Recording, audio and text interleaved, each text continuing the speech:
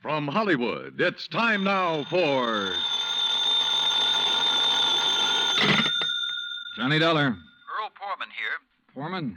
Tri-State Life and Casualty. I'm the branch office manager down here. Oh, sorry, Mr. Poorman, but the answer is no. Well, this is an arson case, Dollar, and we're already having to make one payoff on I'm it. sorry, but it'll have to wait. I'm going to get as far away from this New England winter as I can. Well, for that, I don't blame you, but there's no reason you shouldn't come Look, down. I've had a rough year of it. I'm tired, and I'm cold. And unless I can get down to where the warm, balmy breezes waft in... Dollar, I have got to have you on this case. There's a lot at stake. Now, my office is down here... No, sir, I'm sorry. You down see... here in Sarasota. I just can't do it, Mr. Poorman. I've already made a plane reservation for Sarasota, Florida. And this is one time I'm going to... Where did you say your branch office is? Sarasota, Florida.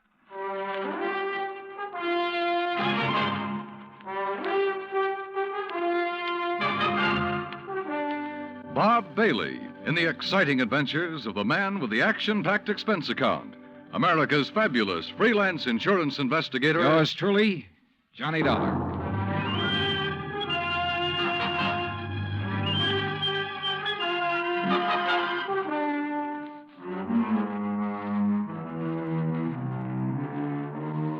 Expense account submitted by Special Investigator Johnny Dollar to the Tri-State Life and Casualty Insurance Company, Home Office, Hartford, Connecticut.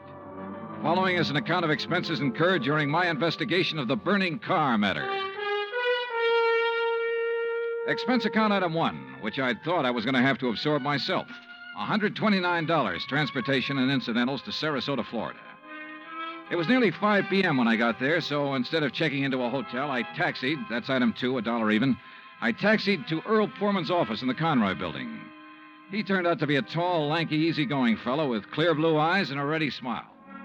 Sit in an office and talk business this time of day? You're in Florida now, Johnny. Well, I thought from your call this was a pretty urgent matter, Mr. Poorman. It is. Arson, you said. Yeah, probably, but here's no reason we can't go out to my little shack on the quay and be comfortable while we talk about it. Besides, Michael wants you for dinner. Mike? My wife, Gertrude. Oh. Come on, my jalopy's right out at the curb. Come on, Johnny. Poor man was a misnomer for this man because his jalopy turned out to be a spanking new Cadillac, complete with air conditioning and all the fixings. And the shack, anything but. It was on St. Armand's Key across Sarasota Bay from the mainland, a beautiful 2-story concrete and stucco job. The big yard backed on a quiet bayou, and there, tied up at a private dock, was a 24-foot lap-strake speedboat, ideal for fishing the Gulf of Mexico. After all, as long as you're down here on expense account. Yeah, but it's charged to your company, remember? Oh. Hey, there she is at the door. Huh? The big, fat, overbearing broad I'm married to. This was another switch. For Earl's wife, standing in the doorway, was the cutest little trick I'd seen in a long time. Petite, pretty, and blonde, and with eyes that you noticed right away because they were almost green. Eyes that suddenly narrowed as she looked at me. And I wondered why. Johnny? Dollar, did you say? That's right. Insurance investigator down here to look into those fires. Oh. Any objections? No. Oh, of course not. Just set your bags here in the hall, Johnny. All right, thanks. And wouldn't you like a drink after your long trip? Yeah, and you can get me one, too. Scotch, Johnny? Martin's VVO. Oh, great. Well, soda, please. Sit down, sit down. Thanks. I take it Mike isn't too interested in the insurance business, huh? You know, she used to be a singer, dancer. Oh, well, this is a little different. But now, tell me all. Well, actually, I guess we ought to wait until Arnold Carr gets back. Carr? Carr Brothers, Lumber Enterprises. Arnold runs the business, and his brother Edward... Well, Ed just shares the profits. Real black sheep of the family, from what I've been able to learn. Oh? Anyway, they have yards all over the state. There's one here in Sarasota, one up the coast a ways at Fort Pierce, and still another at Arcadia. That's about 40 miles inland, just east of here. And there was one up in Orlando. Was? Completely destroyed by fire a couple of weeks ago. And a $120,000 claim has been filed. Wow. That's where Arnold Carr is then, in Orlando, trying to clear things up. Here's your drink. Oh, thanks. Here, Earl. Yeah. Well, to the gods and goddesses and us. But shouldn't I be up in Orlando then? Arnold's on his way back here now. He lives here. He just went up there to arrange for clearing off and selling the property. You mean he's planning to just pocket the money? If Tri-State pays off, I mean. Looks like it. But I take it you suspect arson. Yes, Earl suspects arson, Johnny, and so does Arnold Carr. At least he says he does, but they have no reason. No? How about the other fires? Or attempted fires? Oh, where? At Arcadia, for one, but they got it out in time. At least that's the way Arnold Carr reported it. The way he Let tells me tell it, Mike. Oh. There was another at the yard here in Sarasota. Arnold himself discovered it one night when he was just driving around. But nothing to indicate it was attempted arson. No, Well, and the authorities up in Orlando found no indication of it there. Mike, you know as well as I do that a lumberyard fire will obliterate signs of arson better than any other kind of fire in the world. Yeah, but she has a point, though, Earl. Unless there's some evidence of arson. Of course. Yeah, why send for me? Well, mostly because... Actually, because Arnold Carr suspects it. But he's given you no real reason. None at all. I think he has a real reason, but he just won't tell us. Wait till you see him. He's going to call when he gets in. We'll run over to his place on Longboat Key. What about his brother? Edward, did you say? I've never met him. He's always stayed in Orlando. I was wondering if he might tell things that Arnold is holding back. Edward Carr wouldn't know anything. You can never be too sure. Look, why can't you agree with me for a... that must be Arnie now. Excuse me. Hello. This is Arnold Carr. Oh, hi, Arnie. Johnny Dollar arrived, so we'll be... Well, here, I'll let you talk to him. Here, Johnny. No. Okay. No, Earl, listen. What? I told you before it was arson. It was arson again tonight. Tonight? What's that? Arcadia just went up in flames. The whole yard. Good Lord. Did you hear that, Johnny? Yeah, I heard. Well, can you prove it was arson tonight in Arcadia and before in Orlando? I have proof. Well, Arnie, we'll be over just as fast as... No. What? No. Wait for me there at your home. Well, but look now. You mustn't come here. And I mustn't stay here because I... Now, listen, man. You... Arnie? Well, I guess he's ready to tell us now. A suspicion began to grow in my mind. A suspicion that Mike apparently shared with me, that Arnold Carr himself might be responsible for the fires. After all, he was the only one who had seemed to know about the two unsuccessful attempts. He himself had planted the idea of arson. He'd lost no time in filing claim for the Orlando burnout. But Earl said I was wrong. Arnold was too honest a man. Earl had also said we were only 15 minutes from Carr's home. So when half an hour passed, we called him back. Got a busy signal. After the fourth try, the three of us took off in Earl's cab. As we pulled into Carr's driveway, we could see him through the picture window, sitting at his desk, telephone in hand, apparently engrossed in a call. Then, as we walked up to the door, I noticed something else. Arnold Carr looked enough like me to be my brother. Maybe that explained Mike's reaction when she first saw me. Hey, Arnie. Can't you see he's on the phone in there? Well, the least he can do is hear his own doorbell. Earl, wait. Good Lord. What's the matter? Through the window. Oh, no. Earl? Stand back. Earl, for heaven's sake, what is it? Couldn't you see from out there? No, what's wrong? Oh, Well, Johnny? Right through the forehead, Earl. Looks like a .38. Before I could stop him, Earl took the phone out of the dead man's hand and called headquarters. Mike turned pale and slumped into a chair. And I gave the place a quick rundown, checked doors, windows, etc. A few minutes later, an officious young sergeant named Larkin arrived and took over.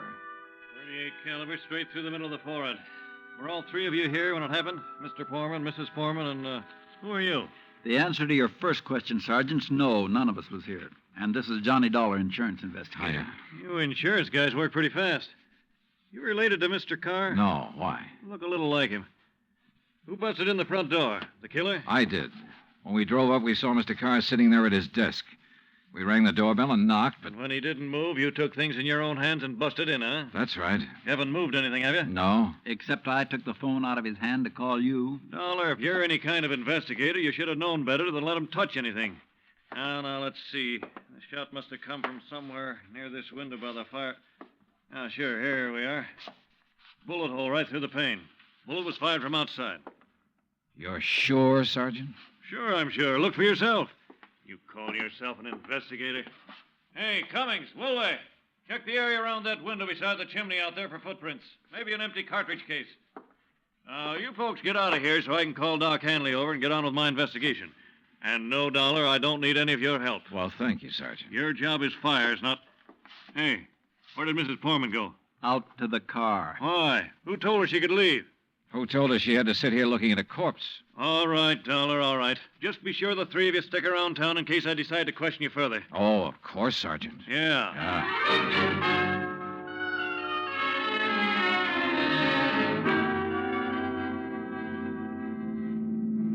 Not shot by somebody standing outside? What do you mean, Johnny? Oh, I spotted that bullet hole in the window, too. So? I also noticed there were no particles of glass on the inside sill. But there were some on the outside. Yeah. The shot that made that hole was fired from inside that room to make it look as though it had come from outside. Then somebody was in there with Arnold Carr. Yeah. Either somebody he let in or who had normal access to the house. And he had to stop Arnold from talking about the fire in Arcadia. Hey, how much do you know about his brother, Edward? Nothing, really, outside of what Arnold told me. Was either of them married? Family of any sort? Arnie wasn't, but I... Arnold's death means Edward will own the business then. Well, yes. And he lives up in Orlando, scene of the first big fire. Yes, very good heavens. Johnny, you don't think his own brother... Where can I rent a car? Take Mike's Chevy. It's in the carport at the house. But what are you going to do? Drive up to Orlando by way of Arcadia.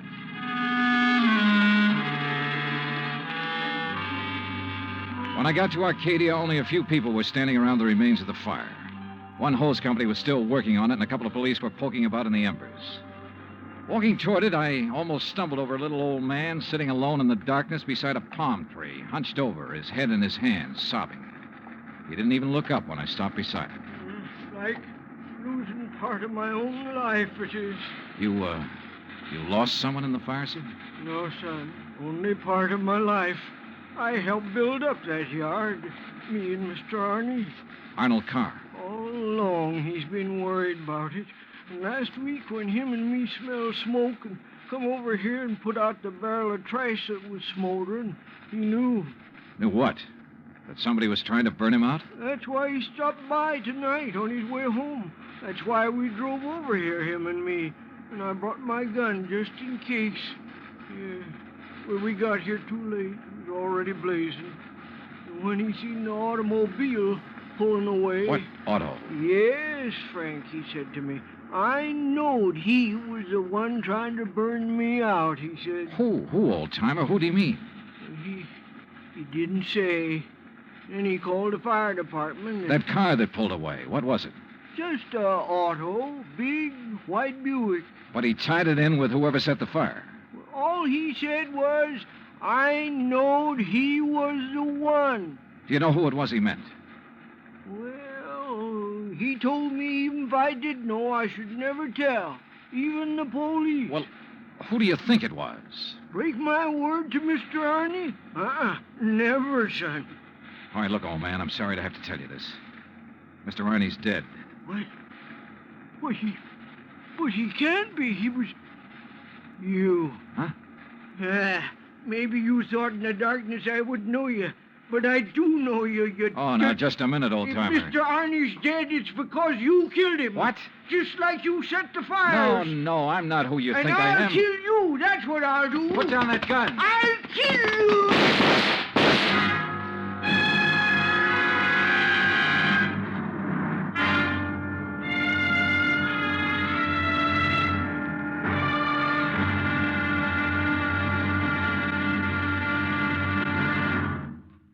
Act two of yours truly, Johnny Dollar, in just a moment. Back in the old days, the very old days, that is, a girl named Cassandra had a corner on the oracle market. But nowadays, you can do some foretelling yourself. On Jukebox Jury, for example, you can help decide which of Tin Pan Alley's new recordings are destined for the hit brackets and which ones are likely to spiral all the way down to oblivion. Remember, Jukebox Jury is yours to hear on most of these same stations every Sunday. Now, Act Two of yours truly, Johnny Dollar, and the burning car matter.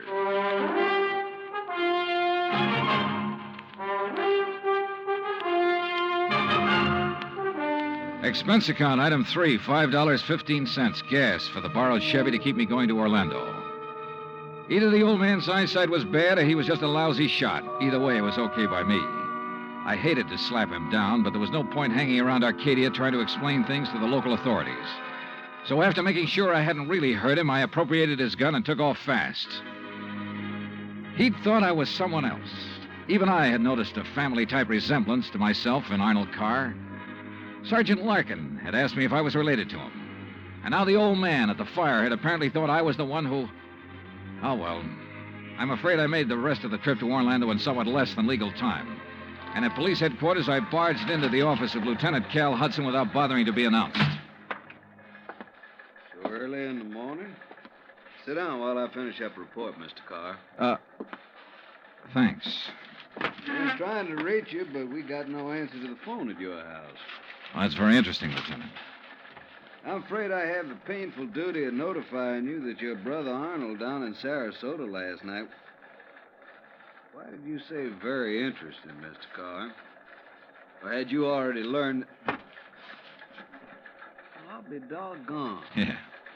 You're not the first one. Who are you? Johnny Dollar, insurance investigator. I can't believe it. Dollar, you look enough like Edward Carr to be his twin. You even sound a lot like him. I take it you haven't located Edward yet? Well, no. Lieutenant, I think Edward Carr is the firebug we're after. And the killer. Wait a minute. Briefly as possible, I told him of Arnold Carr's phone call to Earl Poorman. His emotional upset just before he was killed. I told him Arnold had been murdered by someone inside the house, someone close to him. And that everything indicated that someone could very well be Edward Carr. That's still all just theory, Dollar, without any proof. Well, I will admit that Edward is a pretty worthless playboy living off the profits of the lumberyard. In any event, the lieutenant promised to put out an APB on Edward Carr. That was at breakfast for the two of us, item 4, $3.25. Before I left him, he gave me Ed Carr's address, 1726 Allen Place. As I expected, there was no answer to the doorbell at 1726, so I tried visiting up the street. It quickly became clear that Ed Carr wasn't very popular in this otherwise quiet, well-ordered neighborhood. Those big, noisy parties at all hours of the night, cars parked up and down the street, blocking respectable people's driveways. Yes, ma'am. You know, well... once in a while you expect a person to have callers and such. Me, I have the ladies' bridge club every third Wednesday, for instance. Well, that's nice. But these are all ladies, not like some of the trash that man and his friends have, dancing and drinking and carrying on at all hours. Yes, you mentioned cars, Mrs. You Harper. know, people like Mrs. Hereford Robbins. She's awfully nice. And Janet Osterworthy. Now, she's a widow. Well... And, you know, she could have her pick of anybody she liked. But does she ever look at another man? No, sir. And then there's Mrs. Harper. Yes? You mentioned cars. Do you know what kind Mr. Carr drove? Why, yes. It was a big white one. And the make? Well, no. My husband, when he was alive, always drove a Maxwell, and I guess that's the only kind I ever got to know by name. But Mr. Carr's is white. Only I guess that isn't much help to you, is it? All the white cars here in Florida, I mean. Look. Now, even that blonde hussy who's around him all the time drives a white car. Oh, I really shouldn't use a word like that, though, should I? But it fits. Wait a minute. What blonde, Mrs. Harper? Mr. Dollar, I don't pay any attention to people like that. Why, you'd think she owned that house of his, the way she keeps popping in and out all hours as if she belonged there. Mrs. Harper. And drives all the way up from Sarasota, too. Do you know who she is? I do not. I refuse to pay any attention to people like... And the way she dresses, too, like a newly rich chorus girl with all her fancy clothes and furs and things. How do you know she comes from Sarasota? By the license on her car, of course. Every city has its own number. You know that very well. And hers is 12WW something. And you don't know her name? Of course not. Flaunting all those expensive furs as though she bought and paid for them herself. And if there's anything I hate to see, it's a little shrimp loaded down with furs. Now, a tall person I like see. me... And Well, her thanks. Eyes, if there's anyone I don't trust, it's a person with green eyes. Why, Thank you, Mrs. Harper.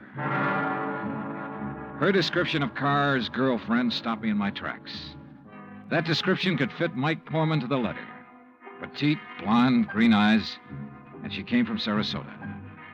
And then I remembered Mike's reaction when she first saw me. Her dismissal of Edward as a possible suspect. There was obvious friction between Earl and Mike, too. I figured it was just normal in a couple who'd been married for a while. But now... Item 5, a $1.30 phone call from the nearest booth I could find to Earl Poorman at his office in Sarasota. No, she isn't, Johnny. Why? Well, do you know where Mike is? When I woke up this morning, I could hear her talking to her girlfriend, Betty, on the phone downstairs. Betty? Betty lives here in Sarasota. They used to be on the stage together, sister act, you know. Yeah, well, Well, then when I went down for breakfast, she was gone. Took my car, too. I had to come here to the office in a taxi. Yeah, well, okay, Earl. Thanks a lot. Hey, now, wait a minute. How are you doing? You found out anything I ought to know about this arson and murder business? No, Earl. Nothing that you need to worry about. Liar. I sat down at a corner drugstore. That's item 5, 80 cents, over a sandwich and a Coke to try to think things out. But I'm afraid I didn't like anything that I thought. Finally, I drove over to Allen Place again. I parked a couple of blocks away and walked to 1726. I rang the front doorbell, knocked a couple of times. Then I slipped around to the back door, finagled the lock on it with a little celluloid pocket calendar, finally got it open. I left it open for the sake of a quick exit if such became necessary. But I guess that was a mistake. For a couple of minutes later, as I rounded the corner from the den into the living room, I felt the barrel of a gun poked into my back. Out of town, huh? Now, wait a minute. Don't move, Eddie boy. Trying to stall off pay me the $5,000 by saying you're going to be out of town, huh? Okay, so you think I'm Edward Carr.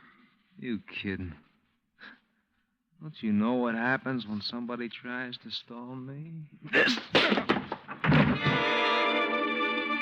I don't know exactly how long I was out, but when I came to, it was dark. Except for the glow from a streetlight outside. And what roused me was the sound of footsteps, feminine steps, cautiously entering the back door. Then, briefly, silhouetted against a window, I saw a trim, petite figure that was all too familiar coming toward me. Then she saw me, too. Oh, darling, you're hurt. What happened? What do you think? Who did this? Who struck you? You don't know? Yes, of course. It was Tony. Because you didn't pay him soon enough for the Arcadia job. Here, Eddie, let me help you. No, just let me rest for a minute. I thought that was Tony I passed on the road in from Sarasota. Why'd you come over from Sarasota? To see you. I knew you'd be here. Oh, why? Why, so the police could surprise you with the news of your poor dear brother's death. But why did you come to the house? Because I hoped you'd come here, I guess. Eddie, you should have waited until I could raise the money to pay off Tony. You mean for killing Arnold, too? Of course. No. Are you trying to say you didn't kill Arnold? But I saw you from outside in the Buick. You'd swear to that, wouldn't you? I don't know what to... Eddie, you sound like you don't trust me. We're in this thing together. Yeah, you sure of that? What are you talking about? Whose idea was it to knock off Arnold? But you had to. When he saw you at Arcadia, he knew that you were having the yards burned up. That's the way you figured it from the beginning, wasn't it? Now, look, baby. First burn up the lumber yards and collect the insurance on them. Then convince me that you and I should have it all by putting Arnold out of the way. But you had to kill Arnold. I don't understand you, Eddie. Yeah. And I wish I didn't understand you, Mike. Mike? Come on. Let's turn on the light. No. No, if somebody sees us. Eddie, you... Who are you? Are you kidding, Mike? Wait a minute. Who are you? You're that insurance investigator, Johnny Dollar, that Mike told me. Let me out of here. Oh, no, you don't. You're staying right here. Mike Poorman's sister, aren't you? Well? Oh, sister. So we once did a sister act before she married that Poorman guy. Now, let me go. Not by a long shot. You may as well, Dollar. What? Eddie. Don't move, Dollar. Get his gun, Betty. Get it. Yeah, sure. Here, Ed. Good. Ed Carr, huh? That's right. And you know we do look alike, you and me. Yeah, sure. Enough for Betty here to have told me all I need to know. Don't believe him, Eddie. He's lying. I heard, No, baby. Eddie, I thought it was you. Don't you see? Sure. Why'd you come up here anyway? Because Mike told me that Dollar was coming up here. You been shooting off your mouth to her, too? She knew about us. She thought you might have something to do with the fire. She was my friend. She was trying to get me out of this whole mess, and I wish I'd listened to her. Well, it's too late now, baby. Eddie, what are you going to do? Now I gotta get rid of both of you. No! And figure some way to shut up Tony's mouth. Ed, please! You know you'd never get away with it, Carr. Oh, no, I'll call him. That's what I'll do. Yeah, Betty, and he'll come here to get his money. Then I'll call the police, see? Tell him to come right away. Tell him I found out about you having Tony start the fire. What? That's right, that you had him burn up the yard so there'd be even more money for you to bleed from me, like all the dough you got from me already. You're crazy, Ed. I'll tell the police to meet me here. And when they come in, it'll just be in time to see me kill Tony in self-defense. After getting here too late to save you, I'll tell them. You're out of your mind. They'll check that gun of yours so fast. And that'll prove it. Because the only shot out of my gun will be the one that gets Tony. This gun of yours is the one that's going to knock you two off. And they'll think it's Tony. Oh, Eddie, please, you're drunk or you're crazy. Crazy to save my own life, to keep you and Tony and Dollar from putting a noose around my neck? If you think that harebrained scheme of yours will ever work, you're off your rocker. It's got to work, because it's my only chance, so it's going to work now.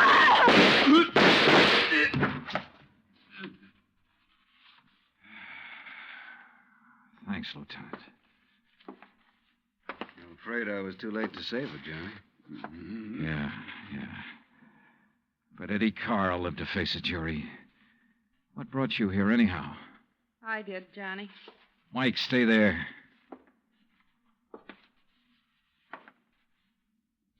Stay right here, Mike. I know. I don't want to see it. She was my friend. Where's Earl? I came alone. When I talked to Betty this morning, I knew your suspicions about Ed were right because, you see, I knew Betty and Ed were going together. Earl didn't know. Yeah. Maybe you better call him.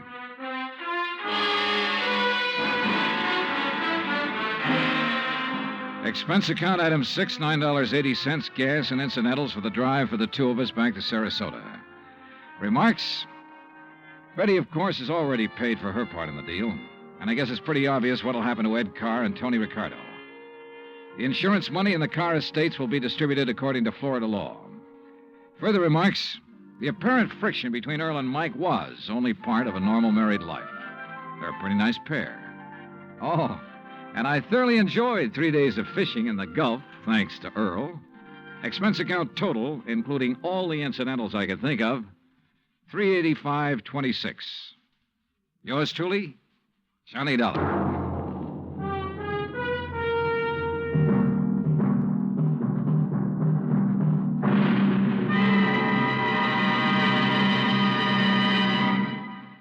Our star will return in just a moment. You don't have to be an efficiency expert to figure out that it's easier to lend your support to several worthwhile fundraising campaigns all at once than it would be helping one campaign at a time. That kind of efficiency is yours to enjoy through the United Community Campaigns. CBS Radio hopes that when the United Community Campaigns are underway in your town, that you'll remember how much good you can accomplish with one gesture of support. Now, here is our star to tell you about next week's story. Next week, a case with a real twist. One that I think will just about tear your heart out. Join us, won't you? Yours truly, Johnny Dollar.